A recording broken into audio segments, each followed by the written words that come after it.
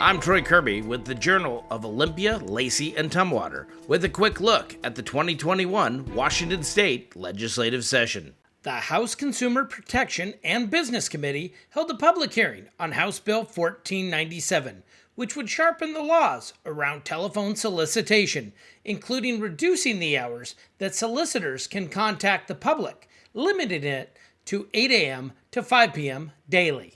The briefing was exceptional. Again, rather than call between 5 and 9 p.m., which many of us consider our family time, they wouldn't be allowed to call then.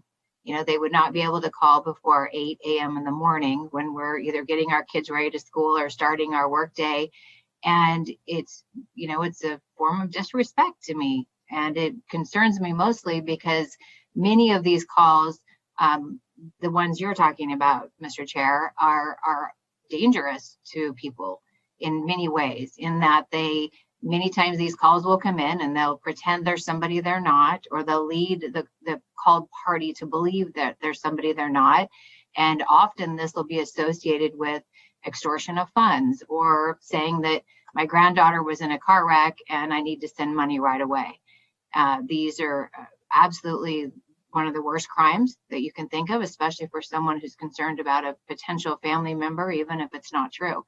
This call simply says in the first 30 seconds, you have to identify yourself.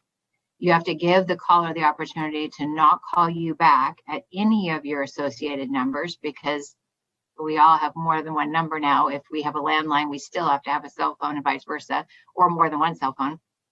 And making sure that they're not able to call you for a period of a year. These robocalls that come in and pretend that they, hello, and they kind of expect you to answer, and then you end up getting clicked through to another service.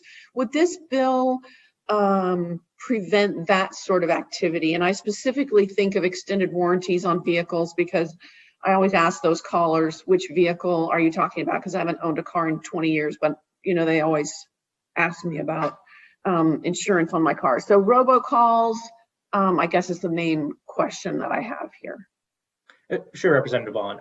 There's nothing in this statute that specifically would govern robocalls, either in the existing law or the proposed bill. Before we hear from the prime sponsor, I just want to say that in my excitement as I started the public hearing, I referenced spoofed calls and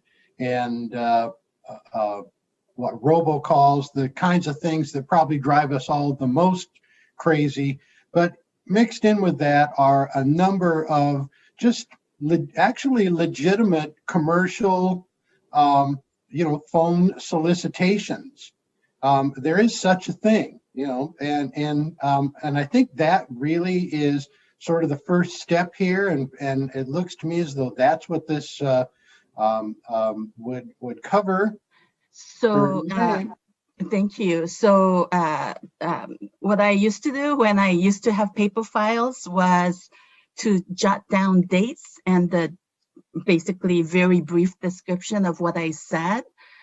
So would that personal record, even in a calendar, that this person called or this company called, and I told them, please don't call me again, take me off the list, is that enough for the AGO and for DOL to pursue? Representative, there's nothing in the existing statute or proposed bill that would weight that evidence or make it definitive one way or the other. Generally speaking, a paper record would help corroborate your contention that you had asked to be removed from the list and would probably advance your claim. However, there's nothing definitive one way or the other about writing it down. Thank you for watching the Daily Legislative Report by the Journal of Olympia, Lacey, and Tumwater, covering the 2021 legislative session.